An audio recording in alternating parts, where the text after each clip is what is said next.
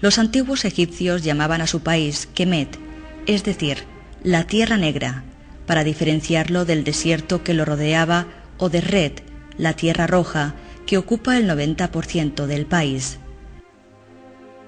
La Tierra Negra no era otra cosa que el fértil limo que el Nilo depositaba durante la inundación anual, hasta donde podían llegar sus aguas. Para los egipcios, esto señalaba la llegada del dios Hapi, el dios del río, quien traía consigo riqueza y prosperidad. El caudaloso Nilo forma a su paso un inmenso y fértil valle. La zona sur recibe el nombre de Alto Egipto. Tras un trayecto de unos 6.000 kilómetros, el río, a medida que se acerca al mar, se subdivide en diversos brazos, que los griegos llamaron delta, por la semejanza con la letra de su alfabeto. Es el Bajo Egipto. Al este del río se extiende el montañoso desierto oriental, que desciende hasta el Mar Rojo. Al oeste, el desierto occidental, solo roto por la presencia de unos cuantos pero valiosísimos oasis. La historia de Egipto comienza hacia el año 3100 a.C., cuando Narmer unifica el Alto y Bajo Egipto en un solo reino y establece la capital en Menfis. Hacia el año 2600 a.C. comienza el Imperio Antiguo, un periodo de paz y prosperidad durante el cual se construyó la primera pirámide en Saqqara. Con la cuarta dinastía se pasa de la pirámide escalonada a la pirámide propiamente dicha, cuyos mejores ejemplos encontramos en Gizeh. Hacia el año 2200 a.C., Egipto comienza una etapa de fuertes convulsiones, en la que el Estado se fragmenta y la capital se traslada a Heracleópolis. Una guerra civil estalla entre esta ciudad y Tebas, de la que saldrá vencedor Mentuhotep II, príncipe tebano. Con él comienza el Imperio Medio, un periodo de expansión en el que se mejoran la administración y el ejército, o se conquista Nubia por parte de Sesostris I. Este periodo de tranquilidad declinó con la invasión de los Hicsos, etapa conocida como Segundo Periodo Intermedio. Hacia el año 1550 a.C., de nuevo el poder se traslada a Tebas. Egipto vive entonces su mayor esplendor durante el Imperio Nuevo. Tutmosis es el primer faraón que se hace construir una tumba en el Valle de los Reyes. Su hermana Hatshepsut sube al trono y manda levantar el templo funerario de Deir el-Bahari. En el exterior, Egipto vive días de gloria. Tutmosis III conquista Siria y Amenofis III entabla relaciones con Babilonia y Mitanni. Seti I lucha contra libios, sirios e hititas, mientras Ramsés II, el más glorioso de los faraones del Imperio Nuevo, se enfrenta a hititas en Cadés en el año 1274 a.C. y firma un tratado de paz que confirma su dominio. También durante el Imperio Nuevo sucederá la herejía de Amenofis IV, al proclamar como dios único al dios solar Atón y hacerse llamar Akenatón, desplazando la capital a El Amarna. Tras su muerte, Tutankamón abole el culto y devuelve la capital a Tebas. El esplendor del Imperio Nuevo toca a su fin cuando Egipto fue invadido por pueblos extranjeros, persas, los griegos y más tarde los romanos, que gobernaron hasta el siglo VII después de Cristo. El idioma y la cultura del antiguo Egipto permanecieron olvidados durante 1 millar de años, rodeados de un halo de misterio y romanticismo. Con el paso del tiempo, las noticias de los viajeros sobre sus espectaculares monumentos despertaron cada vez mayor curiosidad. En 1798, el descubrimiento de la piedra de Rosetta permitió descifrar los jeroglíficos y abría una puerta por la que se asomaba un mundo fascinante.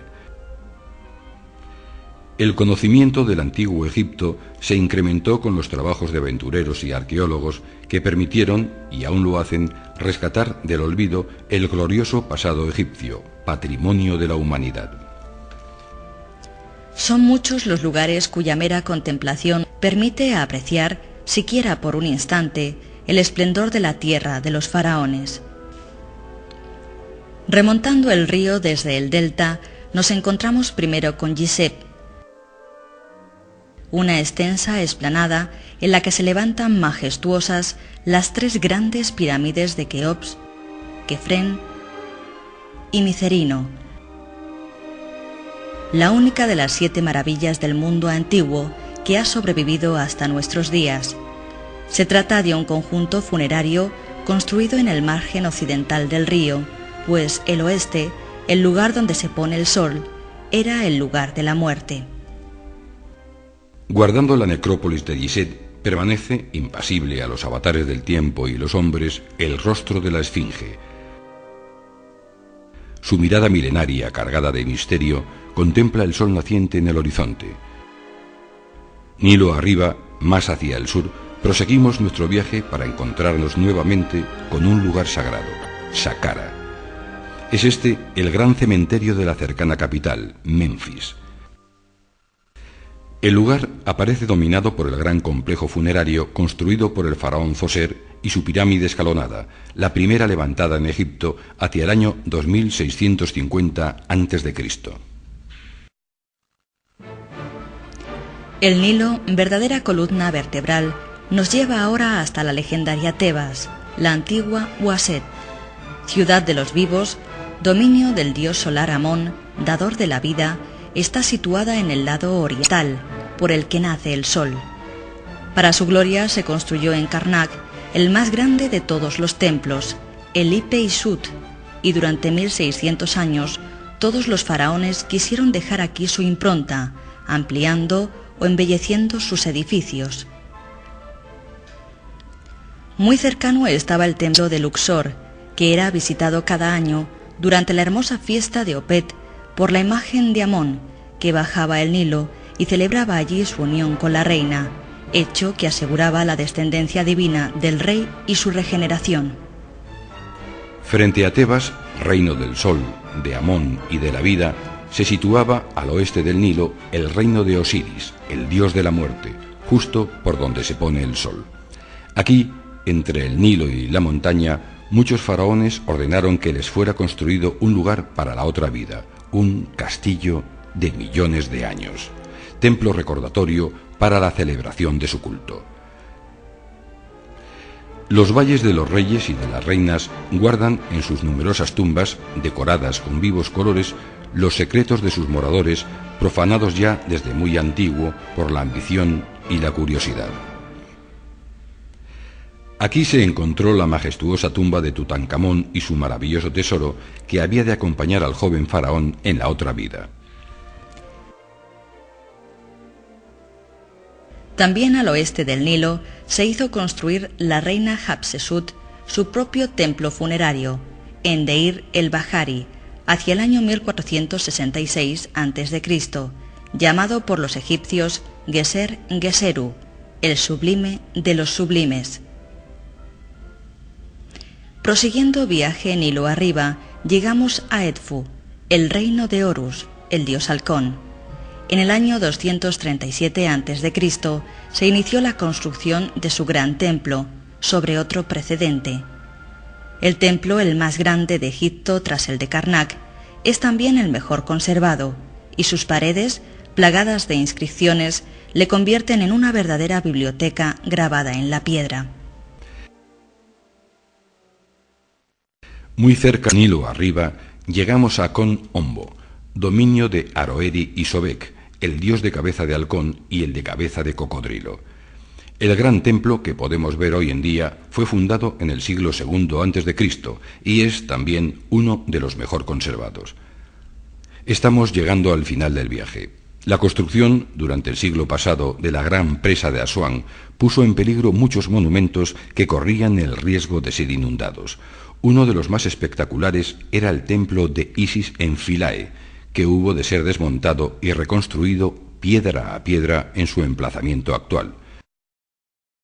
Comenzado a construir en el siglo III a.C., fue un lugar de adoración con diversos santuarios y sepulcros en los que se celebra a todas las deidades envueltas en el mito de Isis y Osiris. La última sorpresa del viaje se nos reserva para el final.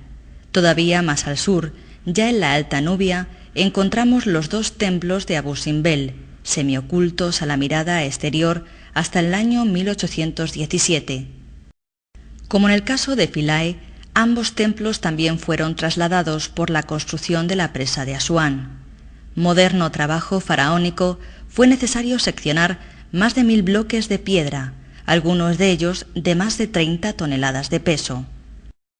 Las colosales estatuas de Ramsés II guardan de miradas ajenas el interior de la impresionante construcción y advierten al curioso de que está en presencia de algo más que un hombre, de una divinidad.